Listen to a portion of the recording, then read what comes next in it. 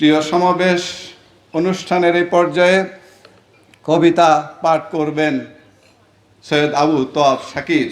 আসসালামু আলাইকুম ওয়া রাহমাতুল্লাহ। আবৃত্তি করছি হযরত মুহাম্মদ মামুনুর রশীদ রহমতুল্লাহ আলাইহির লেখা কবিতা অন্ত থেকে অন্তহীনতায়।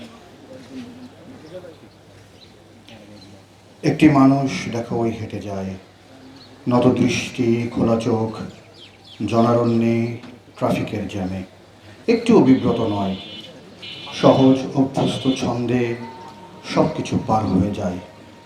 কচিত কখনো চায় এদিক ওদিকে, দৃষ্টি বড় অচপল, বোঝা দায় আসলে সে কোন দিকে কতক্ষণ চায়।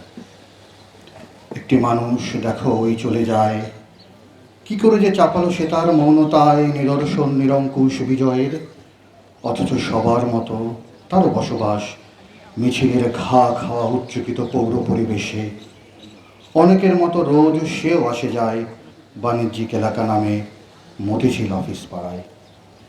একটি মানুষ দেখো ওই চলে যায়, স্বামীবাগ রেল ক্রসিংয়ের পাশে করাতিটোলায় গৃহতার, স্ত্রীকন্যা সবই আছে। অনেকের মতো আছে অনেক অভাব, নাছর বান্দার মতো, তবু সে যে কেন আজও ধরে আছে তার অশোভরে আসল স্বভাব।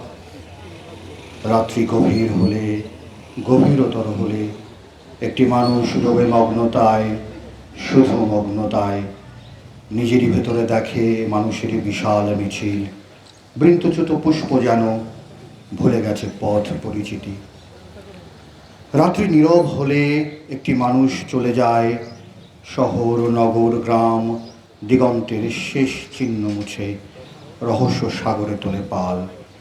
নির্বিঘ্নে ভ্রমণ করে নোনা মিঠা অন্য মোহনায়, বরষা বসন্ত যায়, দুপাশের দৃশ্যাবলী যেন আষাঢ়ের রাত যায় পরিচিত রোদনে রোদনে।